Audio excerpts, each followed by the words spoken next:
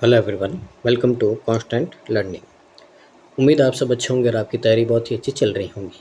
तो देखिए, आपके लिए जो 15 मार्क्स श्योर करने वाली जो सीरीज़ है ये हमने चलाई थी और आज आपसे रिस्पांस भी मांगा था कि क्या ये कंटिन्यू रहनी चाहिए। तो आपका रिस्पांस है जो अच्छा आया है, तो इसके लिए अपन इस सीरीज़ को भी कंटिन्यू करेंगे।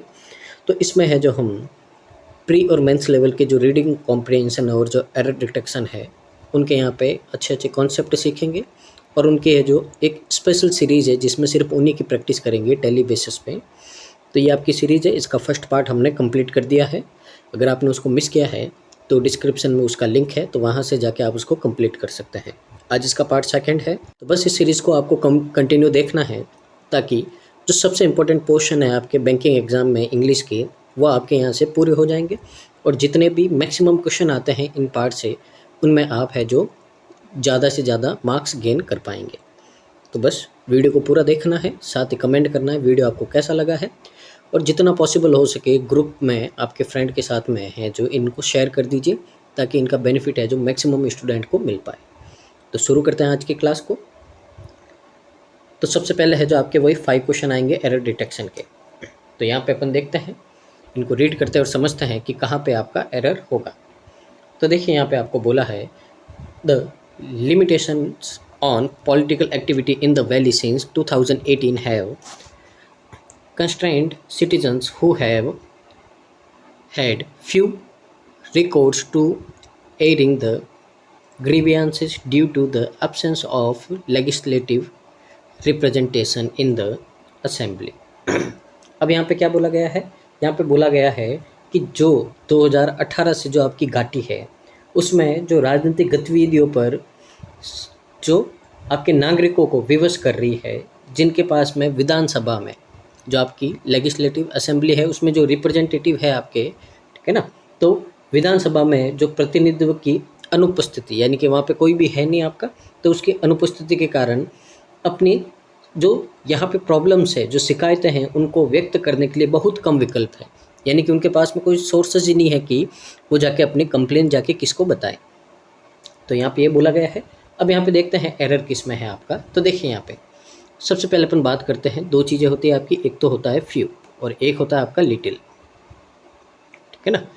फ्यू आपका, ठीक है, ये होता है आपका काउंटेबल नाउन के लिए, ठीक है ना, और लिटिल होता है आपका अनकाउंटेबल नाउन के लिए, ठीक है। अब यहाँ पे देखो, जो ये रिकोर्स है, तो रिकोर्स क्या है आपका? रिकोर्स आपका है जो अनकाउंटेबल है।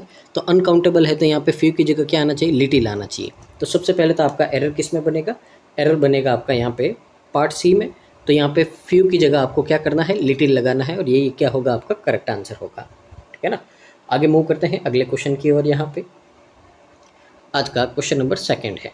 तो देखिए यहाँ पे, the journey towards safe motherhood and safe birth must confront the stark reality that congenital anomalies and neurological challenges in newborns is more prevalent than we care to acknowledge, ठीक है ना। तो यहाँ पे बोला है कि जो आपका सेफ मदरहुड है, यानी कि सुरक्षित जो मातृत्व है, और जो सेफ बर्थ है, यानी कि एकदम सुरक्षित जन्म लेना की और यात्रा में, ये जो आपका एक बहुत ही क्या है? स्टार्क रियलिटी, बहुत ही एक कठोर सच है आपका यहाँ पे, उसका सामना करना होगा।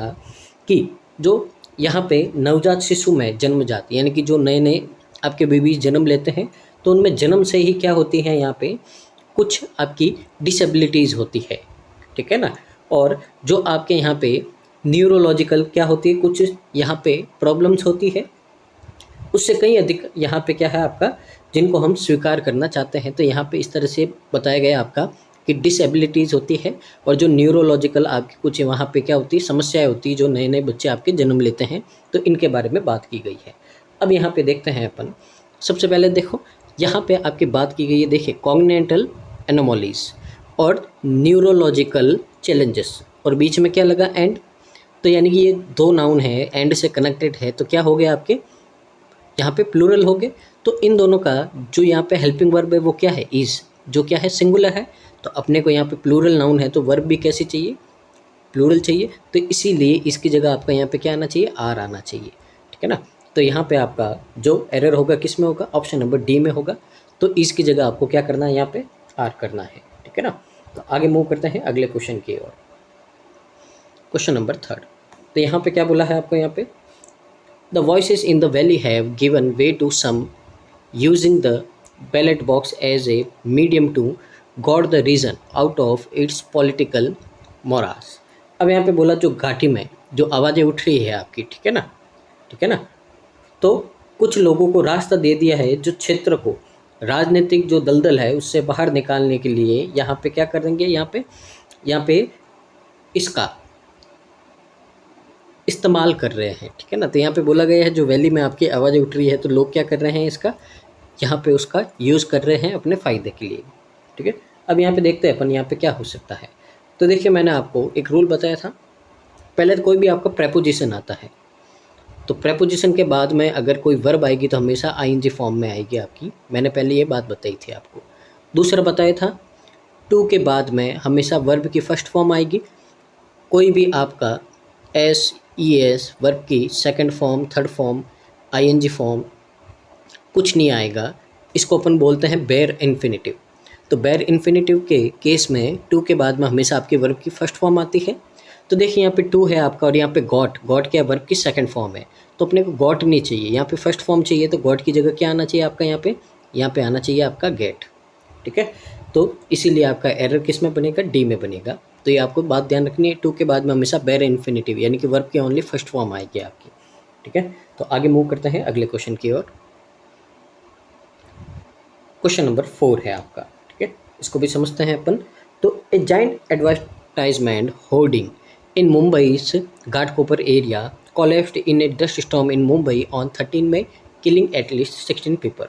तो देखिए एक बहुत ही बड़ा आपका जो एडवर्टाइज का होर्डिंग था यानी कि जो बोर्ड लगा हुआ था मुंबई के घाटकोपर एरिया में, वो क्या हो गया, नीचे गिर गया, ठीक है ना। कब, डस्ट और स्टॉर्म में, यानी कि तूफान आया था मुंबई में, तो उसके कारण है जो वो बहुत ही बड़ा बोर्ड था जो क्या हो गया, नीचे गिर गया था, ठीक है ना, 13 मई को। और उस कारण है जो कितने, कम से कम 16 लोग हैं जो आपके मर गए थे, ठीक है। अब यहाँ पे अगर आप ध्यान से देखो तो इसमें सेंटेंस में आपका कोई भी एरर नहीं है, ठीक है ना।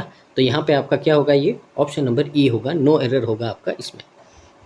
तो आराम से रीड कीजिएगा और देखिएगा यहाँ पे कि अब देखिए पास्ट ऑफ टाइम दे रखा ऑन 13 में, तो यहाँ पे क्या चल रहा है आपका, कोलैप्स्ड, वर्ब की सेकंड फॉर्म चल रही है, तो एकदम सही चल रहा है आपका यहाँ पे, ठीक है ना।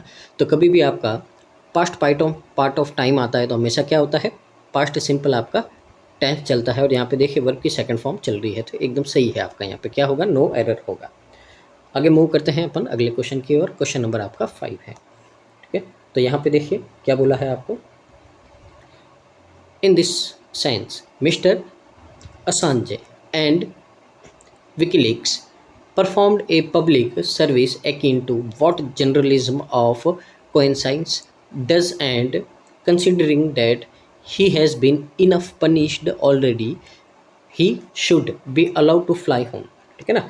यहाँ पे बोला है कि इस अर्थ में जो असांजे और विकीलीक्स ने एक यहाँ पे जो आपका पब्लिक सर्विस यानी कि सार्वजनिक सेवा की है, जो यहाँ पे आपको बोला है कि जो यहाँ पे जर्नलिज्म है, कॉन्साइंस यानी कि जो यहाँ पे पत्रकारिता के समान है, यानी कि यहाँ पे लोगों की सेवा करने की बात की जा रही है। और ये देखते हुए कि उन्होंने पहले ही बहुत सजा पा ली है, यानी कि जितने उन्होंने गुनाह किया है उससे ज़्यादा है जो उनको क्या मिल गई, पनिशमेंट मिल गई है।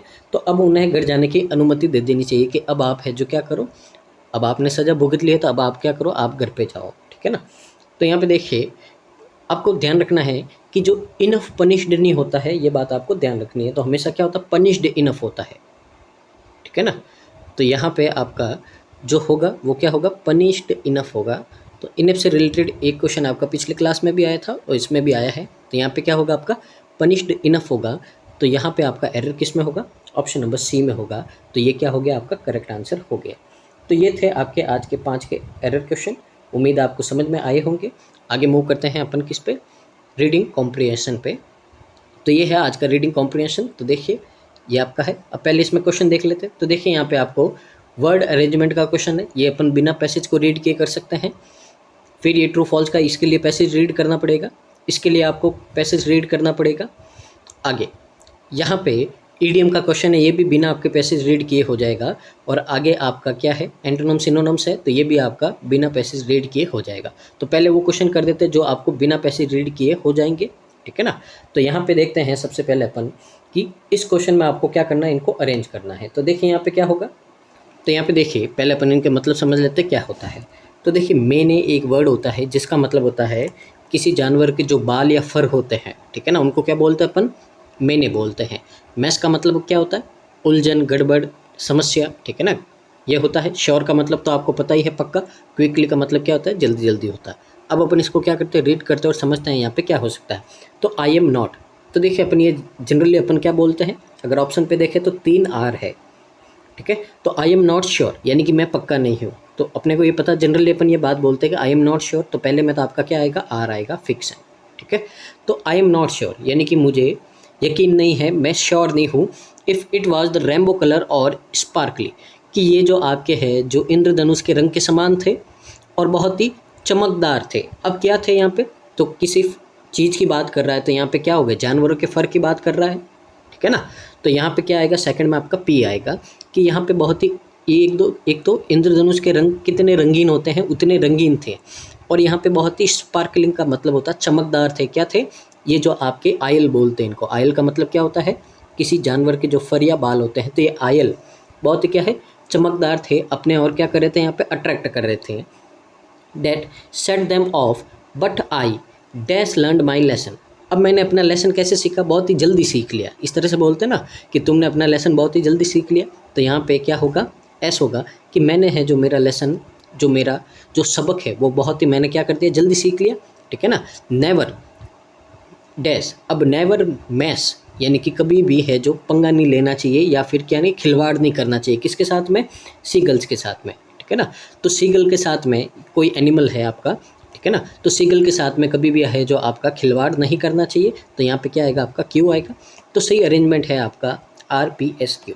तो RPSQ आपका यहाँ पे अगर देखें तो कहाँ है, देखिए ये है आपका सी में। तो RPSQ यानी कि ऑप्शन नंबर सी है जो क्या हो जाएगा, हमारा करेक्ट आंसर हो जाएगा। तो समझ गए होगे आप, ये अपन ने प्री में बहुत बार किया है, ठीक है ना। तो आगे मूव करते हैं। तो देखिए पहला क्वेश्चन हो गया है, सेकंड और थर्ड है जो आपके पैसेज से होंगे। क्वेश्चन नंबर 4 है यहाँ पे ईडियम दे रखा है। तो देखिए यहाँ पे कैच सम रेज है, इस ईडियम का मतलब होता है आपका यहाँ पे, ठीक है ना। तो इसका मतलब होता है कि जब अपन क्या करते हैं, सूरज के सनलाइट में बैठते सन बात लेना, ठीक है। नॉर्मली इसको क्या बोलते हैं, कैच सम रेज का मतलब सन बात लेना, यानी कि अपन धूप में बैठ के जो सूरज की गर्मी का और उसकी किरणों का क्या लेते हैं, आनंद लेते हैं, उसको बोलते हैं कैच सम रेज। तो कहाँ है आपका, तो ये है आपका टू सन बाथ और enjoy the sun's warmth and light, तो सूर्य की किरणों को क्या करना, आनंद लेना उनका। तो यहाँ पे आपका जो आंसर होगा क्या होगा, तो आंसर होगा आपका यहाँ पे ऑप्शन नंबर सी। 2 क्वेश्चन हो गए। तीसरा ये भी आपका है जो बिना पैसेज के हो जाएगा, व्यांग। इसका मतलब क्या होता है, तो इसका मतलब होता है आपका किसी से compete करना, मुकाबला करना, compete टू समवन, तो किसी से क्या करना, compete करना, मुकाबला करना। अब इसका देखिए आपको क्या पूछा, एंटोनिम पूछा, यानी कि ऑपोजिट फाइंड करना है, ठीक है ना। सबसे पहले अपन देखते हैं यहाँ पे, तो सबसे पहले है आपका कंसीडिंग। कंसीडिंग का मतलब होता है हार मान लेना, क्या कर देना, गिव अप कर देना, गिव अप। तो किसी के प्रेशर से, दूसरों के प्रेशर से क्या कर देना, गिव अप कर देना, ठीक है ना। फिर आगे है आपका यहाँ पे कॉन्टेंडिंग और स्ट्रीविंग, इन दोनों का मतलब होता है किसी से compete करना, compete करना। तो पहले तो देखिए अगर सेकंड और थर्ड तो क्या हो गए, इसके आपके सिनोनिम हो गए, सिनोनिम नहीं चाहिए। फिर है रिकॉइन। रिकॉइन का मतलब क्या होता है कि किसी भी चीज़ का क्या करना, यहाँ पे कैलकुलेशन करना, एस्टिमेशन यानी कि अनुमान लगाना यहाँ पे। तो कैलकुलेटिंग, किसी चीज़ को क्या करना, कैलकुलेटिंग करना, और एस्टिमेटिंग यानी कि अनुमान लगाना कि कितना कितना है, ब्यौरा लगाना यहाँ पे बोला। तो एस्टिमेटिंग की बात नहीं की जा रही यहाँ पे, तो आप क्या कर रहे हो, किसी से मुकाबला कर रहे हो, कम्पीट कर रहे हो। तो इसका अपोजिट क्या होगा, हार मान लेना, गिव अप कर देना। तो करेक्ट आंसर क्या होगा आपका, ऑप्शन नंबर 1 होगा यहाँ पे। तो किसी से हार मान लेना, गिव अप कर देना, ये क्या होगा आपका करेक्ट आंसर होगा। तो यहाँ पे अपन ने 3 क्वेश्चन कर दिए हैं। अब अपन यहाँ पे पैसेज रीड करते हैं और फिर उसके बाद में अपन क्या करते हैं, यहाँ पे जो बाकी के आपके 2 क्वेश्चन हैं उनको सॉल्व करते हैं। तो देखिए यहाँ पे आराम से ध्यान दीजिएगा, अपन इसको रीड करते हैं और समझते हैं यहाँ पे क्या है। तो देखिए यहाँ पे, it was a hot summer day and I was determined to make the most of it. तो ये गर्मी का दिन था और मैं इसका पूरा मज़ा लेने के लिए क्या था, एकदम तैयार था कि मेरे को इसका क्या करना है, पूरा आनंद लेना है। So I packed up my beach bag with all the essentials. अब मैंने अपना जो बीच का बैग है, बीच पे जाने के लिए जो सामान बांधते हैं उस बैग में वो लिया मैंने, और इसमें जितने भी ज़रूरी, एसेंशियल का मतलब होता है जो बहुत ज़रूरी चीज़ें होती है, तो वो सामान उठाया। क्या क्या है, सनस्क्रीन है आपका, एक अच्छी बुक है, ठीक है ना, फेड्स भी है, और साथ में end of course A giant inflatable unicorn, और साथ ही एक आपका एक बहुत ही बड़ा विशाल जो आपका यूनिकॉर्न है, ठीक है ना। यूनिकॉर्न क्या होता है, तो आपने कहानियाँ वगैरह सुनी होगी, तो एक घोड़ा होता है जिसके सिर पे क्या होता है, सींग होता है, ठीक है ना, सफ़ेद कलर का घोड़ा होता है जिसके ऊपर सींग होता है। तो नॉर्मली ये आपका, ठीक है ना, जो आपका जो हॉलीवुड कार्टून मूवीज़ होती है तो उनमें आपने देखा होगा। तो ये क्या है, एक तरह का शायद ये कोई टॉय है जिससे आप टेडी बियर वगैरह होता है तो उस तरह का उसने उठा दे दिया। ये सामान है जो उसने अपने बैग में डाल दिया, ठीक है ना। As I arrived at the beach I was greeted by a sea of people all waving for a prime spot in the sand. अब यहाँ पे बोला गया है कि जैसे ही मैं समुद्र तट पर पहुँचा तो मुझे रेत पर यहाँ पे बहुत सारे लोग मिले जो क्या कर रहे थे, एक दूसरे से compete कर रहे थे, और लोगों ने इस जो लोगों का ये जो ग्रुप था इसने क्या किया, मेरा स्वागत किया, ठीक है ना। तो वेविंग का मतलब क्या होता है, compete करना। तो यहाँ पे लोग क्या कर रहे थे, यहाँ पे स्पोर्ट में जो सैंड है यानी कि जो मिट्टी है बीच पे, उस मिट्टी में क्या कर रहे थे, यहाँ पे स्पोर्ट में क्या कर रहे थे, एक दूसरे से compete कर रहे थे। तो देखिए यहाँ पे मतलब आ गया इसका, undeterred I stood over a group of burly men playing beach volleyball and boldly announced, "Mind if I join in Phyllis?" ठीक है ना। अब आगे क्या बोला है आगे बोला है, बिना किसी डर के मैं एक बीच बॉल खेल रहे एक समूह के पास गया। एक ग्रुप था बीच बॉल पे, वॉलीबॉल खेल रहा था, उसके पास गया और हिम्मत से मैंने ज़ोर से वहाँ पे अनाउंस कर दिया। क्या कर दिया, क्या आप मुझे भी शामिल होने में, इसका मतलब क्या है, अपन पूछते हैं क्या मैं भी खेल सकता हूँ। तो मैंने जाके पूछा कि क्या मैं भी आपके साथ में ज्वाइन हो सकता हूँ, आपको कोई इसमें परेशानी तो नहीं है दोस्तों, ठीक है ना। फेलिस का मतलब क्या होता है, दोस्तों क्या मैं आपके साथ में ज्वाइन हो सकता हूँ, खेल सकता हूँ। I happen to be a pro at this game, तो मैं इस खेल का बहुत ही ज़्यादा क्या प्रो प्लेयर हूँ, बहुत ही एक अच्छा प्लेयर हूँ। तो उसने अपनी तारीफ़ करते हुए उन लोगों से कहा। आगे देखिए, to my surprise they welcomed me with open arms. अब ओपन आर्म का मतलब होता है खुले हाथों से स्वागत करना। तो मुझे बहुत ही ज़्यादा सरप्राइज़ हुआ कि उन्होंने खुले दिल से मेरा स्वागत किया कि हाँ हाँ आओ जल्दी हमारे साथ में खेलो, कोई प्रॉब्लम नहीं है, ठीक है ना। तो ओपन आर्म ये भी एक ईडियम है, ठीक है ना, खुले दिल से स्वागत करना। And we played an epic game of beach volleyball, और हमने एक बहुत ही शानदार खेल खेला बीच पे वॉलीबॉल का। ऑफकोर्स माई स्किल्स में हैव बीन स्लाइटली एग्जेगेटेड, ठीक है ना। उसने बोला कि जो मेरा स्किल था यहाँ पे, ठीक है ना, वो थोड़ा क्या था, थोड़ा अलग था, अतरंगी था। जो मेरा स्किल था वो बहुत ही थोड़ा सा क्या था, दूसरों से अलग था एकदम। And I may have accidentally hit a few balls into neighbouring beachers faces, और मैंने गलती से क्या कर दिया, जो बॉल थी उसको मैंने मारा, जो किसके, जो पड़ोसी बीचर्स थे, यानी कि पड़ोसी बीच पे जो पड़ोस में बैठे थे लोगों के, उनके मुंह पे है जो मैंने गलती से क्या कर दी, बॉल मार दी। But they that's all part of the fun, right. लेकिन ये सब क्या था, आपका उस खेल का, उस मज़े का क्या था, हिस्सा था, सही है ना। तो इस तरह से आपकी बात की गई है। आगे देखिए और क्या बोला है, आगे देखिए, आफ्टर आवर गेम, यानी कि हमारे गेम के बाद में, I decide it was time for a dip in the ocean. तो यहाँ पे बोला गया है कि एक गेम के बाद में, ठीक है ना, तो I decide it was time for a dip in the ocean. तो ये अब समय है आपका किसका, तो ये समय है आपका कि अब क्या करेंगे, अब हम यहाँ पे, ये समय आ गया। डिप का मतलब क्या होता है, डुबकी मारने का, किसमें, समुद्र में, ठीक है ना। As I dash into the water, तो जैसे ही मैं कहाँ गया, पानी में गया, ठीक है ना। अब यहाँ पे देखते ए लिखा हुआ है, तो क्या कहीं कोई क्वेश्चन है क्या आपका ए का,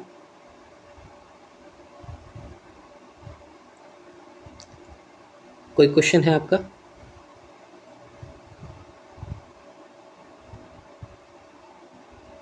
तो यहाँ पे फिलहाल तो क्वेश्चन तो नहीं दे रखा है आपका, ठीक है ना, कोई नहीं, अपन आगे रीड करते हैं, आगे देखेंगे, कोई क्वेश्चन होगा तो उसको सॉल्व कर देंगे। तो as I into the water, जैसे मैं क्या गया, पानी में उतरा, I notice a group of seagulls circling overhead, तो मैंने देखा कि जो सीगल का एक ग्रुप था वो ऊपर चक्कर लगा रहा था, ठीक है ना। एक साइड बर्ड होता है सीगल, वो क्या कर रहा था, ऊपर चक्कर लगा रहा था। नो वे आई थॉट, ठीक है ना, तो नहीं मैंने सोचा, दे वुडंट डेयर, यानी कि वे हिम्मत नहीं करेंगे, बट अलास, लेकिन अफसोस है, दे डिड, लेकिन उन्होंने, अफसोस है कि उन्होंने हिम्मत की। Before I knew it I was bombarded by a flock of angry seagulls who seemed to have taken issue with my inflatable unicorn। तो अब उन्होंने क्या किया, इससे पहले कि मैं कुछ समझ पाता, एक गुस्साए हुए जो सीगल का एक ग्रुप था, उन्होंने मेरे ऊपर हमला कर दिया, ठीक है ना। अब जिनको शायद किससे परेशानी थी, जो मेरा इनफैलेटेबल यूनिकॉर्न है, शायद उससे उनको क्या थी, समस्या थी, तो इसलिए उन्होंने मेरे ऊपर क्या कर दिया, हमला कर दिया। आई एम नॉट मीन, तो देखिए इस लाइन का अपन ने मतलब समझ लिया था, ठीक है ना। तो मतलब क्या था इसका, कि मैं पक्का नहीं हूँ कि उनको इन चमकदार और जो यहाँ पे रंग बिरंगे जो यहाँ पे उसके फर थे, ठीक है ना, जो आकर्षित कर रहे थे, उनको अट्रैक्ट कर रहे थे, तो उनसे मैंने बहुत ही जल्दी लेसन सीख लिया है कि कभी भी सीगल से जो क्या नहीं करना चाहिए, उनके साथ में मैस नहीं करना चाहिए, उनके साथ में पंगा नहीं लेना चाहिए। तो ये मैंने बात सीख ली है, ठीक है ना। आगे क्या बोला है, एज द डे वोर ऑन, यानी कि जैसे जैसे आपका दिन क्या हो रहा था, बीतता जा रहा था। आई लॉन्ग्ड इन माई बीच चेयर, तो मैं क्या हो गया, अपनी जो बीच चेयर पर आराम से बैठ रहा था। Spied on day cold drink, ठीक है, साथ ही मैंने क्या किया, कोल्ड ड्रिंक पीता रहा। और people watch to my heart's content, और लोगों को दिल खोल के देखता रहा, ठीक है ना। तो बीच में लोग क्या कर रहे हैं, घूम रहे फिर रहे खेल रहे, उनको मैं देखता रहा, बैठा बैठा वहाँ पे कोल्ड ड्रिंक पिता पिता मेरी कुर्सी पे। आई सो फैमिलीज बिल्डिंग सैंड कैसल, तो वहाँ पे जो परिवार है, फैमिलीज है, क्या कर रही थी, मिट्टी के किले बना रही थी। Couples strolling hand in hand, तो जो कपल है आपके, जो जोड़े हाथों में हाथ डाल के टहल रहे थे। And a man dressed in a full shark costume attempting to catch some rays, और यहाँ पे एक आदमी था जो जो शार्क की ड्रेस पहन के क्या कर रहा था, जो यहाँ पे सन बात ले रहा था, ठीक है ना। ये इसका मतलब अपन ने समझ लिया, सन बात ले रहा था। It was a sight to behold, तो यह देखने लायक नज़ारा था, ठीक है ना, कि वो क्या कर रहा था आपका, यहाँ पे कॉस्ट्यूम पहन ली शार्क की, और यहाँ पे क्या कर रहा था, सन बात ले रहा था। आगे देखिए, आगे क्या बोला है, as the sun began to set, तो जैसे ही सूरज ढलने लगा, I packed up my things and headed back to my car, तो जैसे सूरज ढल रहा था, मैंने अपना सामान पैक किया और अपनी कार की ओर चल पड़ा। As I looked back at the beach, तो जैसे ही मैंने बीच की ओर वापस देखा, I couldn't help but smile, ठीक है ना, तो मैं मुस्कुराए बिना नहीं रह सका। जैसे मैंने पीछे मुड़ के देखा कार से बीच को, मैं मुस्कुराए बिना नहीं रह पाए। It may not have been a perfect day, ठीक है ना, तो आपको बोला है कि ये एक परफेक्ट दिन नहीं था, क्योंकि सीगल ने उसके ऊपर क्या कर दिया था, हमला कर दिया था। अब मज़ा तो आया था, लेकिन उसके ऊपर हमला हो गया था। But it was certainly an unforgettable one, तो ये बहुत ही अच्छा बेहतरीन दिन तो नहीं था, लेकिन निश्चय ही श्योरली ये आपका एक ऐसा दिन था जिसको मैं कभी भुला नहीं पाऊँगा। एंड हु नोज़, और कौन जानता है, maybe next time I will bring a giant inflatable flamingo instead, और उसने बोला शायद अगली बार मैं एक बहुत ही विशाल इनफ्लेटेबल फ्लेमिंगो लेके आऊँगा, ठीक है ना, किसके बजाय, यूनिकॉर्न के बजाय। तो ये था आपका यहाँ पे जो आपका पैसेज था, इसको अपन ने रीड कर दिया। अब बाकी के जो 2 क्वेश्चन हैं उनको भी अपन यहाँ पे क्या करते हैं, रीड करते हैं और समझते हैं कि क्या हो सकता है। पहला क्वेश्चन है, कौन सा ट्रू है जो मेंशन किया गया है यहाँ पे आपका, तो देखते हैं यहाँ पे आपका क्या ट्रू हो सकता है। The author confidently walk to some man playing at a beach and asked them if they would let him play with them, तो जो आपका ऑथर है वो कुछ लोगों के पास में गए समुद्र तट पे, और वहाँ पे खेल रहे लोगों के पास गए और उनसे पूछा कि क्या वे उसे अपने साथ खिलाएंगे। तो एकदम सही बात है, ऑथर ने पूछा था। After being surrounded by a swarm of agitated seagulls due to his unicorn shaped inflatable, the author made a mental note to bring a flamboyant flamingo float for his next visit। अब यहाँ पे बोला है, ठीक है ना। अब देखिए सबसे पहले तो आपका स्वान, क्या उनके ऊपर स्वान ने हमला किया था या सीगल ने, तो पहले तो स्वान ने हमला नहीं किया था, सीगल ने किया था, तो इसके हिसाब से तो पहले पढ़ना ही नहीं है अपने को, तो यहाँ पे तो ये बात ही नहीं है, स्वान की तो बात ही नहीं है आपके यहाँ पे, ठीक है ना, तो ये तो आपका ट्रू होगा ही नहीं। यहाँ पे सीगल होता तो फिर अपन सोच सकते थे इसको, ठीक है ना, तो ये गलत है। Towards the end of the day the author indulged in observing the diverse crowd around him. अब दिन के अंत में लेखक है जो अपने आसपास की जो भीड़ का क्या कर रहा था, उनको देख रहा था, उसमें देखने में बिजी था, तो ये भी गलत है। तो दिन के एंड में वो उसने क्या किया, अपना सामान पैक करके वो तो कार लेके क्या कर रहा था, वापस घर जा रहा था। तो वो तो ऑब्जर्व कब कर रहा था, वो तो दिन में कर रहा था जब वो सन बात लेते हुए अपने चेयर पे बैठे बैठे कोल्ड ड्रिंक पी रहा था। लेकिन यहाँ पे तो एट द एंड बोला, दिन के ख़त्म होने पे नहीं, तो ये भी क्या गलत है। तो इसके हिसाब से तो आपका ओनली क्या होगा सही, फर्स्ट वाला। तो ऑप्शन नंबर ए है जो आपका क्या हो जाएगा, ओनली करेक्ट आंसर हो जाएगा। तो अब समझ गए होगे आपको ट्रू फॉल्स वाले क्वेश्चन है जो आपके मेंस में आते हैं, इनको कैसे आपको अटेम्प्ट करना है। आगे मूव करते हैं अगले क्वेश्चन की ओर। क्वेश्चन नंबर आपका थर्ड है, what can we say about the author based on the information given in the passage. अब ऑथर के बारे में अपन क्या बोल सकते हैं, जो भी अपन ने पैसेज रीड किया है उसके बारे में, तो इन्फरेंस बेस्ड क्वेश्चन है आपका अपने। अब देखिए, जो भी आपको यहाँ पे सोचना है पैसेज के हिसाब से सोचना है, अपने मन से कोई नई आपको चीज़ डेवलप नहीं करनी है। तो author seem to observe and appreciative. तो जो ऑथर था वो क्या कर रहा था, ऑब्जर्वेंट था, यानी कि लोगों को देख रहा था, और अप्रिशिएट कर रहा था, यानी कि क्या कर रहा था, खुश हो रहा था, उनकी तारीफ मतलब कि उनके साथ में घुल मिल रहा था, अप्रिशिएट कर रहा था, प्रशंसा कर रहा था। तो एकदम सही है, यहाँ पे खेल रहा था वो उनके साथ में, मज़े कर रहा था, एकदम सही बात है आपकी यहाँ पे, ठीक है ना। तो ये क्या होगा आपका, सही होगा। The author comes across someone who embrace life and enjoy making the most of their experience. अब जो ऑथर है एक ऐसे व्यक्ति के रूप में सामने आता है जो जीवन को गले लगाता है और अपने अनुभवों का भरपूर आनंद उठाता है। तो ये बात अपन ने पढ़ी थी, उसने गेम खेले, कोल्ड ड्रिंक पी, लोगों को ऑब्जर्व कर रहा था वहाँ पे कि फैमिलीज़ क्या कर रही है, कपल क्या कर रहे हैं, ठीक है ना, लोग क्या कर रहे हैं, सन बात ले रहे थे, एकदम सही बात है, अपने जीवन को क्या कर रहा था, वो आनंद ले रहा था, ठीक है ना। अब देखिए यहाँ पे ये सही क्यों किया मैंने, क्योंकि ऑथर के बारे में कोई भी आपकी नेगेटिव बात नहीं बोली गई है, तो पॉजिटिव सेंस है, एकदम सही बात है आपकी। The author is reflective in nature. लेखक जो आपका ऑथर है स्वभाव से क्या है, वो कैसा है, आपका चिंतनशील है, यानी कि सोचने वाला है, ठीक है ना। तो रिफ्लेक्टिव इन नेचर तो एकदम सोच विचार करने वाला है। तो अगर यहाँ पे देखें अपन, तो ऑथर क्या कर रहा था, वहाँ पे बैठा बैठा लोगों को ऑब्जर्व कर रहा था, ठीक है ना, उनके बारे में सोच रहा था कि लोग कितने खुश हैं, यहाँ पे कितना आनंद ले रहे हैं, ठीक है ना। तो यहाँ पे सोच रहा था, एकदम सही है, चिंतनशीलता, एकदम सोचने वाला था। तो तीनों आपके क्या होंगे, यहाँ पे करेक्ट होंगे, और तीनों करेक्ट होंगे यहाँ पे, तो आपका आंसर क्या होगा, ऑप्शन नंबर फिफ्थ आपका करेक्ट आंसर होगा, ठीक है ना। तो देखिए यहाँ पे ये इन्फरेंस बेस्ड क्वेश्चन है आपका, तो पैसेज को रीड करके उसके हिसाब से आपको ऑथर की एक इमेज क्रिएट करनी है, उसके बाद में है जो आपको क्या करना है, यहाँ पे आंसर देने हैं।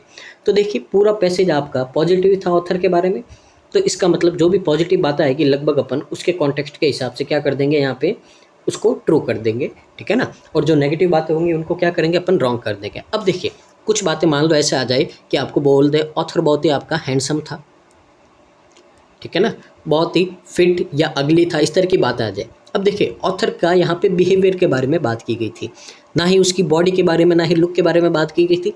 अब ये बातें तो आपकी पॉजिटिव हैं, पर कॉन्टेक्स्ट के बाहर है, अपने को इसके बारे में बात नहीं की गई है, तो ऐसे में अपन इसको क्या करेंगे, गलत बोलेंगे, ठीक है ना। तो अब समझ में आ गया होगा आपको कौन सा आपको ट्रू करना है और कौन सा आपको फॉल्स करना है, ठीक है ना। तो ये था आज का सेशन, उम्मीद आपको समझ में आया होगा। तो ये आपका यहाँ पे जो अपनी सीरीज़ है जहाँ पे अपन रीडिंग कॉम्प्रिहेंशन और आपका यहाँ पे एरर के क्वेश्चन की जो प्रैक्टिस कर रहे हैं, ताकि कम से कम 15 मार्क्स है जो आपके प्री में और मेंस में, तो और भी ज़्यादा इसके आपसे कवर होंगे। तो बस सीरीज़ में आपको जुड़े रहना है, वीडियो को पूरा देखना है और कमेंट करना है कि वीडियो कैसा लगा है। साथ ही जितना पॉसिबल हो सके आप फ्रेंड्स में, ग्रुप में वीडियो को शेयर कर दीजिए, ताकि इतनी मेहनत का मैक्सिमम बच्चों को बेनिफिट मिल पाए और इनका भी आपका है जो भला हो पाए। तो thank you so much, keep watching, constant learning.